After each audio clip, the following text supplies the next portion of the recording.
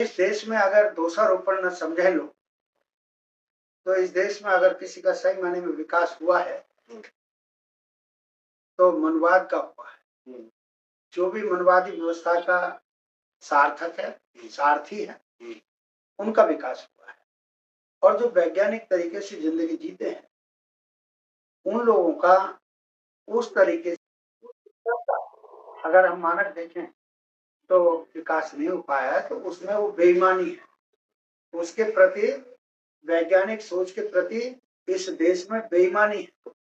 जैसे मैंने पहले भी बोला है और अभी मैं बोल रहा हूं कि यदि हिंदुत्व के मुताबिक या मनवाद के मुताबिक या ब्राह्मणवाद के मुताबिक या जो पद्धति है, हिंदुत्व की जो पद्धति है उसकी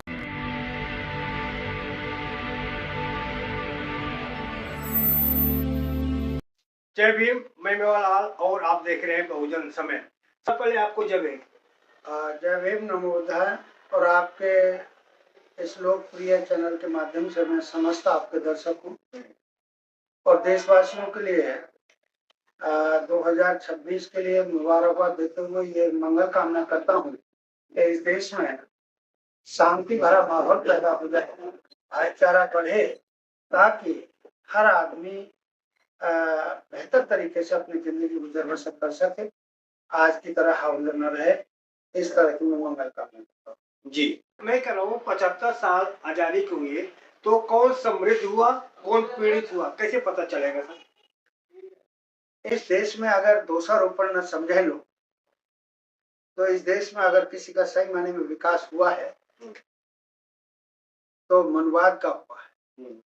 जो भी मनवादी व्यवस्था का सार्थक है, सारथी है, उनका विकास हुआ है। और जो वैज्ञानिक तरीके से जिंदगी जीते हैं, उन लोगों का उस तरीके से अगर हम मानक देखें तो विकास नहीं हो पाया है, तो उसमें वो बेईमानी है।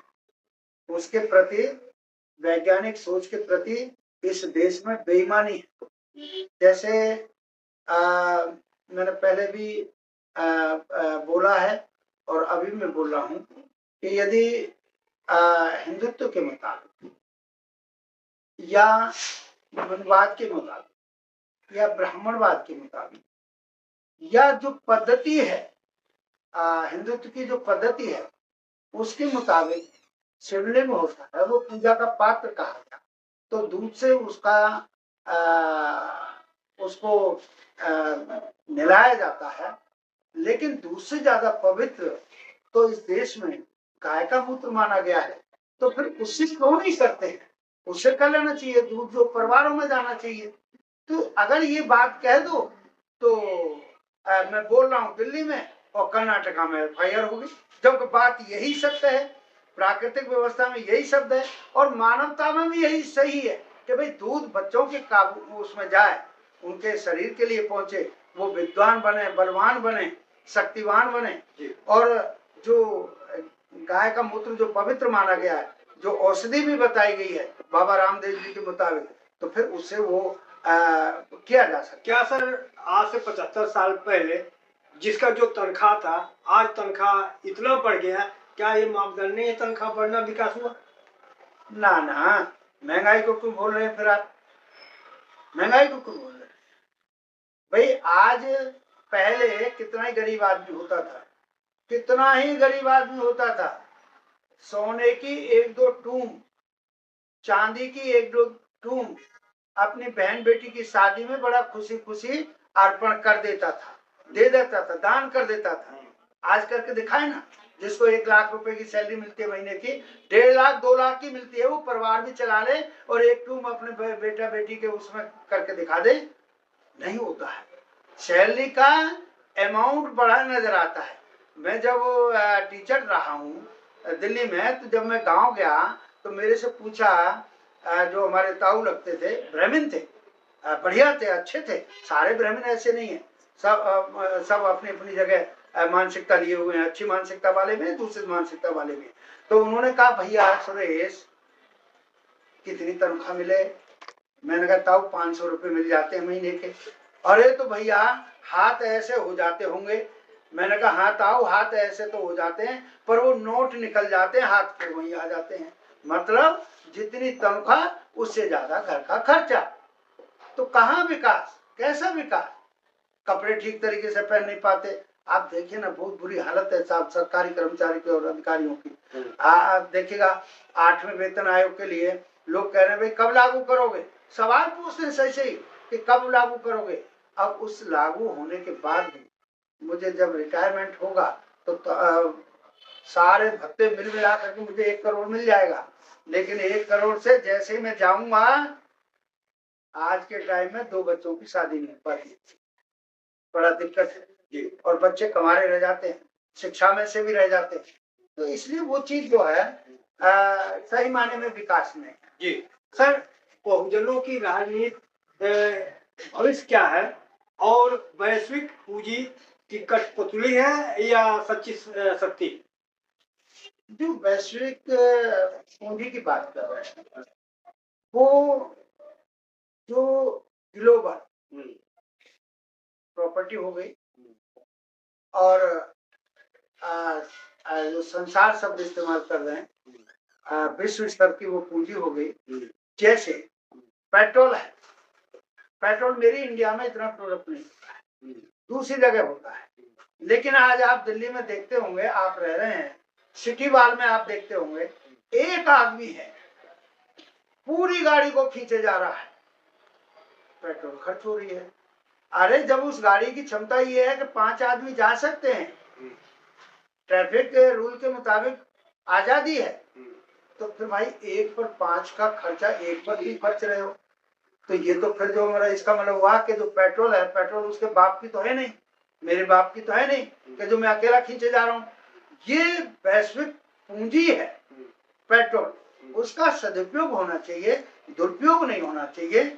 और बहुत सारी चीजें, वैसे तो देखिएगा आपको मैं जिक्र कर देता हूँ, हमारे भारत देश के मुकाबले संसार का कोई देश ऐसा नहीं है जो इतना बढ़िया हो, जहाँ पर हर तरह का प्रोडक्ट हो। पेट्रोल ठीक है उतनी नहीं होती है जितना यहाँ का इस्तेमाल हो रहा है, और अगर ये दुरुपयोग रुक जाए तो संभव है हमारे यहीं के प्रोडक्शन से काम चल जाए। बाद बाकी तिलहन दलहन जो खाद्य फसलें हैं वो सारी चीज बहुतायत में। अरे 6 तो आपको वो मिल जाती हैं, ऋतु मिल जाती है यहाँ पर हर 2 महीने बाद। और इस देश में ठंड का मौसम आप देखो, गर्मी का मौसम आप देखो, मध्यम मौसम आप देखो, इतनी जन्नत है, बढ़िया है। लेकिन पता नहीं यहाँ के नेता लोग। एक सवाल और है सर, बहुजनों का राजनीति का भविष्य क्या है? बहुजनों की राजनीति फलीभूत, राजनीतिक क्षेत्र में उतार चढ़ाव आते हैं। आज जिनका ये जो सामाजिक प्रकोप चल रहा है, ये लोग 100 साल मना रहे हैं अपने, तो 100 साल में ये लोग सही माने में कह दूं तो कच्छे से पैंट तक आ पाए हैं, कच्छे से पैंट तक आ पाए हैं। जिनका आप जिक्र कर रहे थे जो आरएसएस के मुखिया हैं, ये सारे लोग जब पार्कों में जाकर के अपना मीटिंग करते थे तो ये कच्छे में होते थे, अब ये पैंट में आ गए, तो उतना चेंज हुआ है। लेकिन बहुजन समाज पार्टी और बहुजन समाज की राजनीति, बाबा साहेब के सिद्धांत और कांशीराम साहब की टेक्नोलॉजी का समझना बदस्तूर जारी रहा तो बहुजन समाज की राजनीति फलीभूत होगी। कौन सी राजनीति फलीभूत होगी? बाबा साहेब के विचार और कांशीराम साहब की तकनीक, इतना अंतर है। मैं बारीकी से आपके साथ जिक्र कर रहा हूँ, समाज में जाएगी ये बात तो लोग समझेंगे कि दूसरे राजनीतिक दलों में लोगों को, काम करने वाले लोगों को, वर्कर को पैसा मिलता है, और हमारे यहाँ बहुजन समाज पार्टी को आर्थिक सहयोग के रूप में देना पड़ता है। और राजनीतिक दल बहुजन समाज पार्टी को बेहतर बनाने के लिए समाज के लोग जो थ्योरी को जानते हैं, वो लोग आर्थिक सहयोग के रूप में मदद करते हैं।